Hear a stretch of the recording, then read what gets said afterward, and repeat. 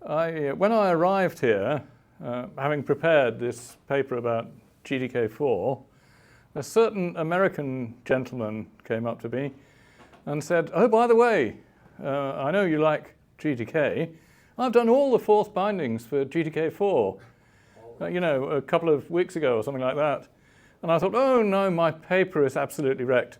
But then fortunately, he said that he doesn't actually use the visual designer, the graphic designer, for generating his windows and dialogues and this kind of thing.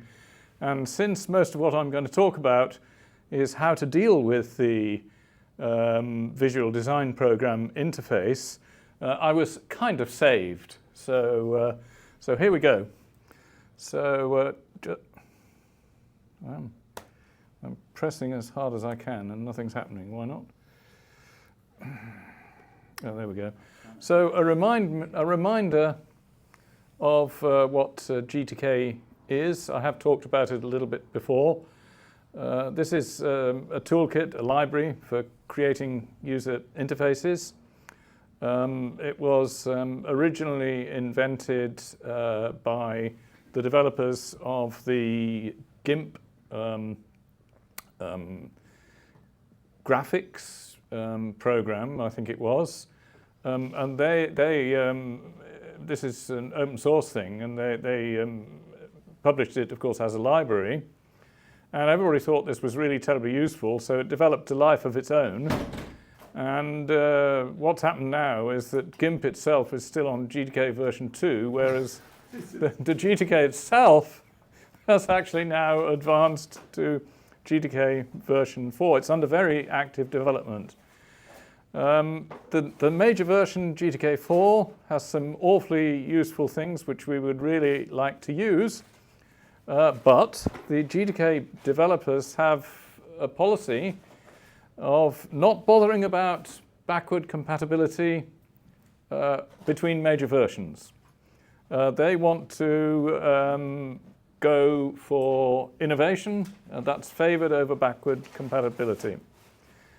Now, VFX originally came with VFX 2 bindings, and we added VFX 3 bindings to that, oh gosh, 7 or 8 years ago now, I think, probably, something like that.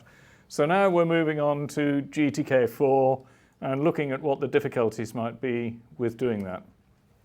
So, review of the GTK3 technique that we used. Firstly, we designed all the windows and dialog boxes using a program called, visual program called Glade. And this is really nice because it will bring in the styling files, the CSS files. So what you see on the screen really is what you get. And the Glade file is actually an XML file which can then be read in by a GTK component called GTK Builder. So what we do is, during compile time, we read in all the Glade files after compiling the GTK bindings, of course.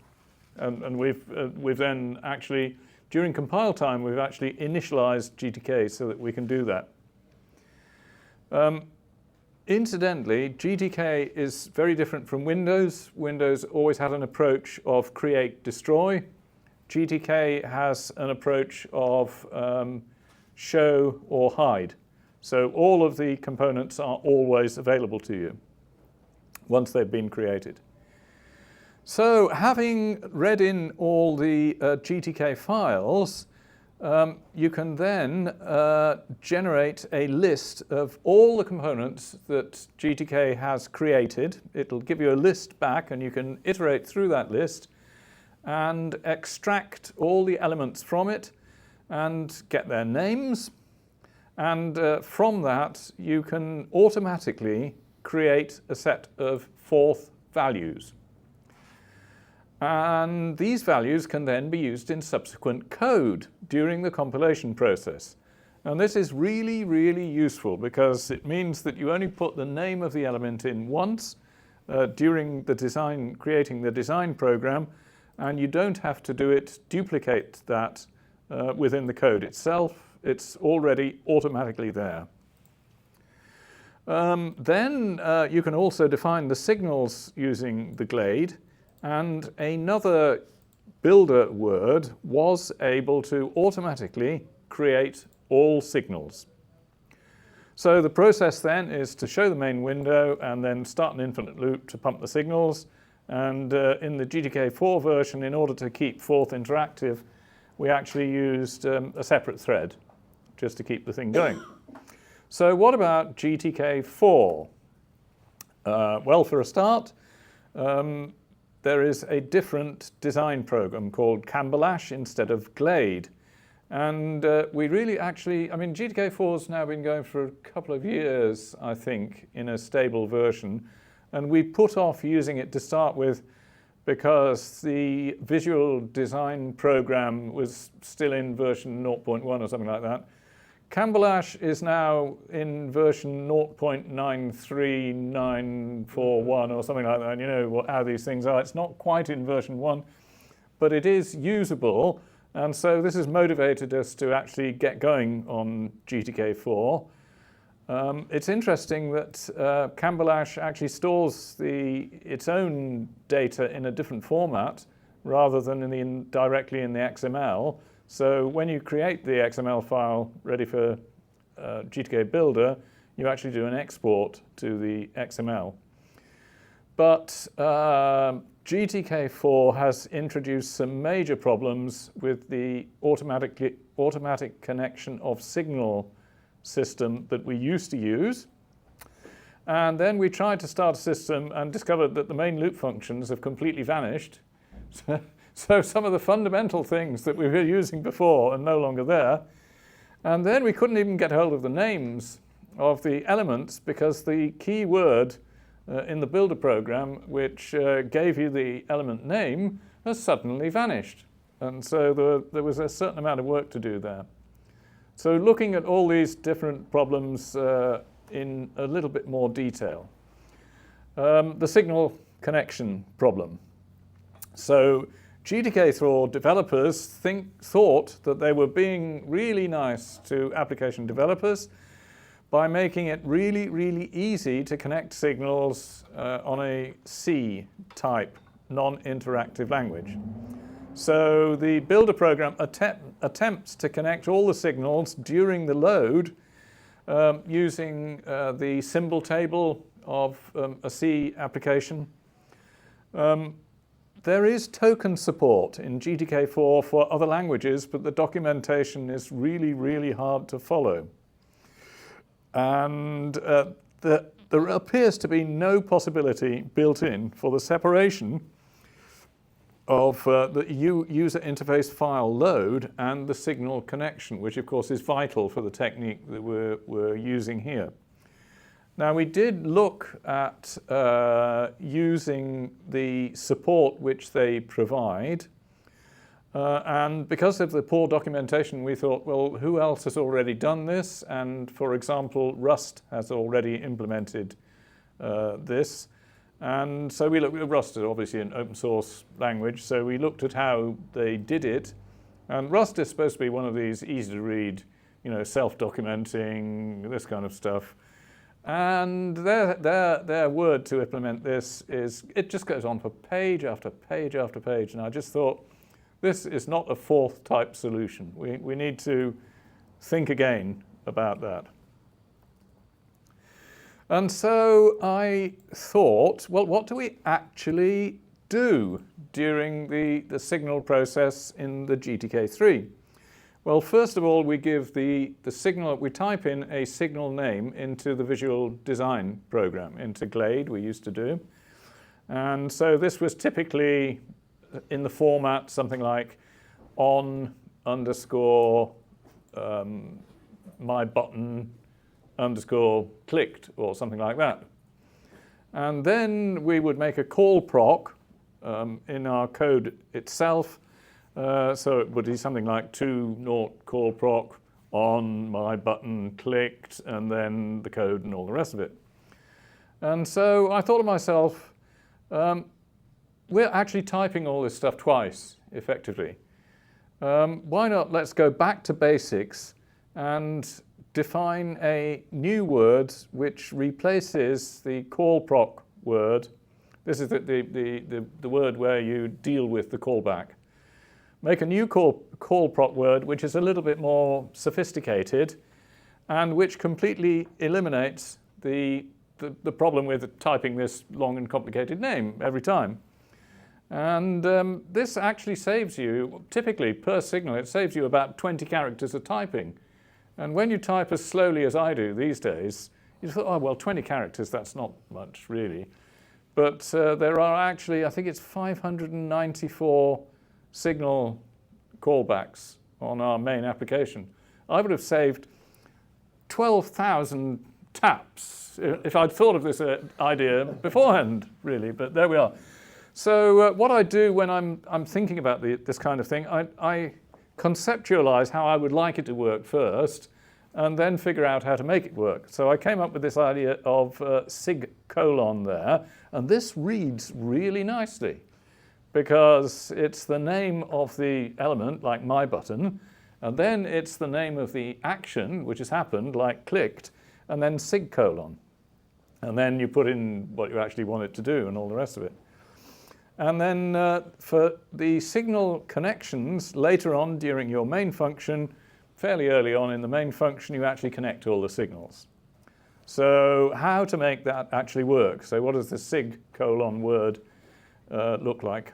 Well, first of all, of course, you've got to define all your signal names, and they go into the bindings file along with all the other bindings and all the rest of it. So there's click, for example. It just duplicates the name, the actual name, and the number of input and output parameters. So you need it's not a terribly long list, actually. In practice, in a typical application, I think we use, I don't know, 30 or 40 different types of signals. It's not a huge list. So here's the sig word, and in order to make all the signal connections in one go, we need to create a list of them. So sig list is the root of our signal list.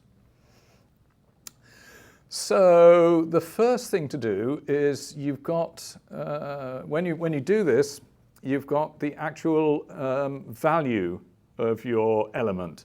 And you've got to go back from that to get hold of the element address itself. Because, of course, when you run, the value will be different each time. So and you can easily do that because you've got this long list. So you just match it and you zip round the list until you found the one that matches. So that gives you the element there. SIG obviously only supports elements which are actually automatically generated from the visual file, from the Cambalash. Now we've got the slight problem of the magic number. I hate magic numbers, but I haven't managed to avoid it in this case. It is an issue because, and this, Stephen really doesn't like this, but we actually place a hook. I couldn't think of any better way to do it, but we actually place a hook in the callback system. He hates callbacks. He hates callbacks. He hates hooks, rather. We place a hook, but we need that because I couldn't think of any other way of detecting inactivity by the user. And because, you know, a user logs on with a very high privilege level and then forgets to log off, and suddenly somebody else comes up to the control console and they can do all sorts of really bad things. Hello. Can you use the idle for that? The idle what? The idle command or idle signal or idle handler in GTK. Don't worry if you don't have an answer. Okay. Well, this is the way we do it anyway. Well, it works well. It works well. But that, of course, changes. Once you've put the hook in there, this changes this number 7. So I'm going to handle the 7 in a slightly more cunning way so that we can easily install the hook without anybody noticing. It's not just that. We also require a hook for another purpose after the callback thing. So yeah, that's even worse, but there we are. Never mind about that. And you've got these hooks. I'm just about to show you another one which you do have in there, and you put it in there. Right. So, God sorry. damn, it's gone. Oh, 10 minutes gone, or 10 minutes to go? Yeah. 2 minutes to go? No, 10 minutes. Oh, that's fine. Okay. So here we are. So we're going to construct our linked list. And there we go with the link itself, the element, the signal name, and the entry. And then we construct the callback structure. And then we can actually compile the body of the signal without a name. And then insert, the no name obviously returns an execution token. And so we can then insert that execution token into the callback. All very neat, and the signal callback itself has no name. So we've saved a load of stuff in there. This actually does have a bit of redundancy in there because the entry address is numerically linked to the link itself. So we could remove actually one element from this list, but I've retained it for readability, really. So here's Forthites will love this because it's full of all Forthy types of stuff, like rot and things like that, which in practice we actually never use, but I've allowed myself to use it here because we only use it once during writing these difficult things here. So this is how you connect your signals, and it's really easy because you run through your linked list, extracting all the elements from it, and that gives you all the parameters enabling you to do a G signal connect. All signals have an optional user data, and I thought to start with, well, maybe I ought to do a different version of SIG which allowed you to insert user data as well.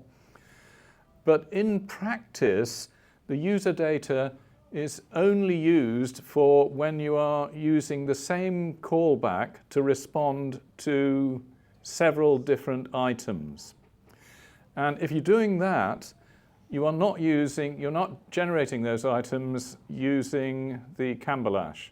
You are generating those items programmatically, and so you don't need that anyway. So I've decided actually not to do that in the end after all. So now, how do we keep Forth interactive this time? One of the problems with the version that we'd used before, where interactivity was kept by using a separate thread, was that, of course, you can't actually make GTK commands because GTK itself is strictly a single thread application. And so this was a bit unfortunate.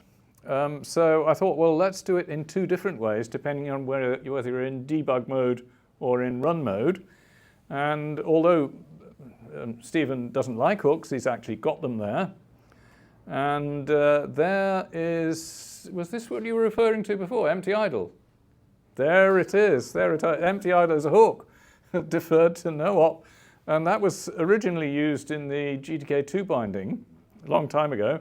It was put in there deliberately to enable a pump for user interfaces, but we hadn't used it because it wasn't the GTK3 recommended way of doing things. And I wanted to stick originally with the recommended way of doing things, so I didn't do it. But this time I'm going to do both systems, depending on which way you go. So here's the GTK empty idle, which is very simple, really, main context iteration. It whips around all the signals in the list of things that need to do until there aren't any left. And then you can just install that straight into the empty idle deferred word, which I hope now has got the correct definition of defer or whatever Anton says it's got to be or something like that. I didn't know anything about this. I know nothing about this speed business. All I know is that VFX is adequately fast for everything that we do. So, right. In executable mode, then you can replicate GTK. GTK main, when you look at the definition of it back in GTK3, has all sorts of enormous complexities in there, the purpose of which completely escapes me. So I went back to what I thought was only the essential innards of that.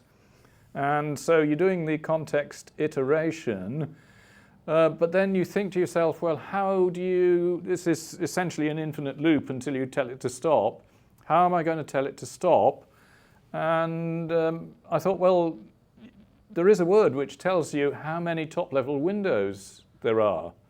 And if there aren't any left, then clearly you've closed the program, so you can stop the loop. So that seems to work perfectly okay. So yeah, it's a way of doing it, I don't know. And the widget naming problem, which I mentioned, that was the second problem in my problem list, where this GTK name word was no longer in existence. This was because every GTK element has an ID, which uniquely identifies it, and a thing called a name. And the ID is used within the code, and the name is used within to uniquely identify the element within the CSS. And the old word, which returned the name, actually didn't return the name, it returned the ID. And the reason that word, that function is no longer present in GTK4 is somebody actually noticed and changed the word so that when you asked for the ID, it returned the ID. So that was all right. So as soon as I discovered that, the problem went away. I've just, this is such a useful technique here. I've just reviewed it again so that you can have a look. You zip round the list from the given you by the builder function. You zip round the list, get the object, get the name of the object. GTK4 actually gives you, it even returns unnamed objects.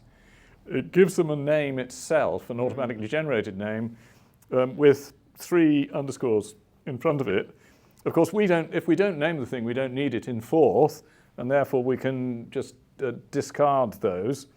And then I've got this word Z value, which programmatically generates a value. Instead of using an inline name, it uses the name as an input parameter. And so here I've generated the value for something that's come in from the external file. And this is a really, really useful technique, which saves an awful lot of typing and is very important for slow typists.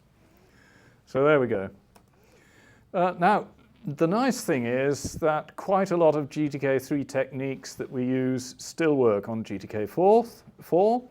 The internationalization, which I've described before, still works fine.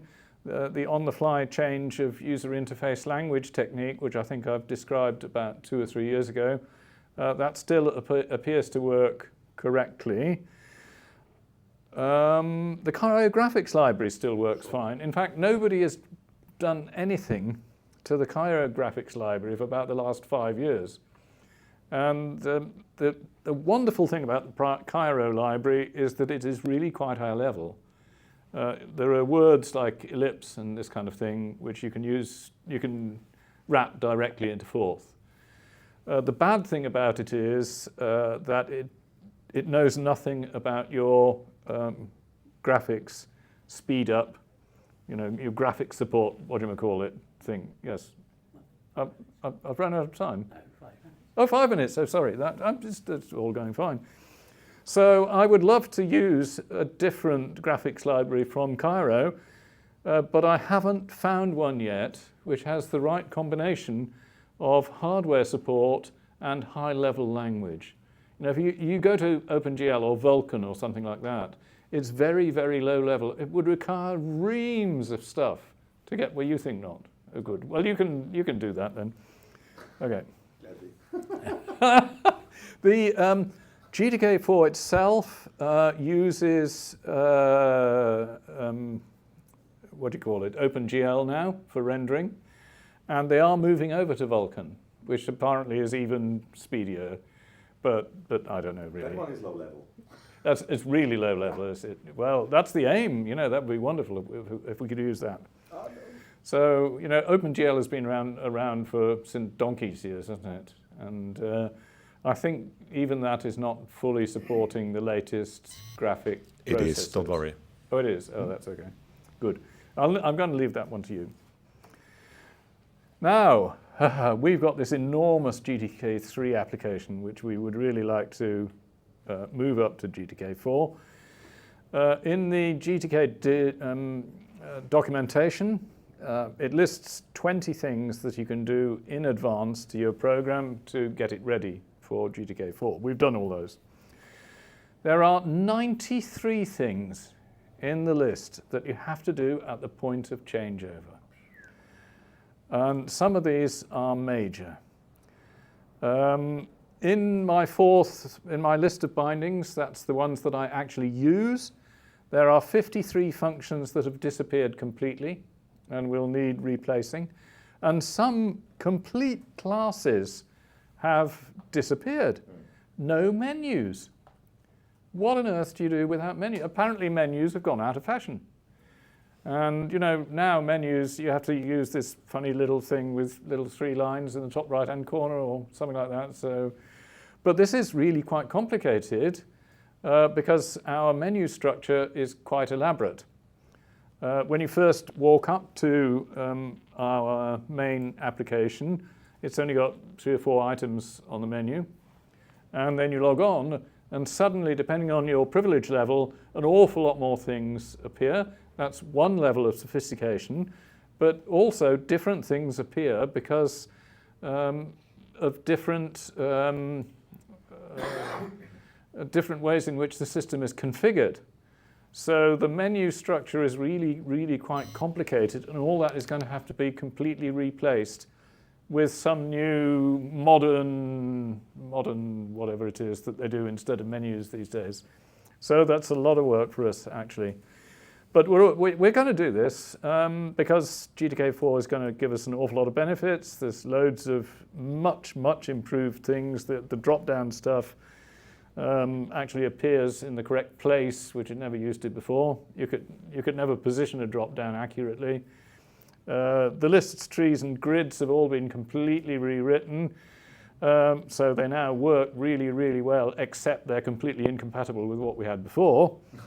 The event controllers have been completely rewritten. You used to have to use structures to get at stuff, and of course you never knew what the structures were. You had to do a little test each time to make sure you were getting the right element from the structure. All the elements are now can now be accessed from actual words, so that's all right. Drag and drop is much more sophisticated than it was before. Another really good thing is that on GTK3, it had really good CSS, but it was not completely compatible with the kind of CSS that most people are familiar with. GTK4, there's really close compliance with standard CSS. So that makes life easier for people who've just moved from HTML programming or something like that. There are lots more benefits as well. A quick look at the demo program, which I prepared there. This is the build file. There's a little bit at the top there. I'm not sure I'm completely up to date with this. Am I using the most up-to-date version of the VFX compiler? The documentation says that by default it comes with a 64-bit floating point. Actually, it doesn't. It comes with an 80-bit floating point. So the first thing you have to do is get rid of the 80-bit and install the 64-bit. That's necessary for the Cairo. And then this is the debugging version. And then so we include the GTK4, which is all bindings and all the rest of it, the demo user interface, and the Cairo stuff. And then here we are. We start GTK. This is in compile time. We start GTK. We load the user interfaces. We make the names, which you probably saw just a couple of pictures back. And then we include the actual application program, GTK4 demo, and the usual checks and all the rest of it. I wrote the little demo program because it illustrates 3 different types of callbacks there. There are 2 of my sig colon ones there on the 2 buttons in the very elementary development program. It's just got 2 buttons. And then there are 2 other standard, well, there are 2 other call procs, but they actually originate from 2 completely different settings. So one of these comes from a timer, which you've created as part of the main window word. main word. And that is unchanged from before. The other one is the draw signal, and that has, they've gone and changed that completely. That used to be a signal which you defined in the designer program, and now you actually have to tell it which signal that you're going to use. So we've got 3 different types of signal in the demo program, which works quite well there. There is something, oh yes, there is a bug on that code there. And I'd love to tell you, this is a bug that so many people make, that we actually, when we're doing a real application, we actually include in the build file, we include a file called readefs.futh, which redefines the ANSI words to work properly. You won't like to hear this, but it saves so much time because so many people make mistakes. It's on the bottom line there. I'll just quickly move over because you haven't noticed it, but there we are. This is the main program itself. So the window itself is ever so easy, really. So you just tell it what the draw function is. There's a new word there. So show has gone. It's now called present. And then you start the timer. That's all there is to it, really. And the actual main function there does all of the stuff that I described earlier.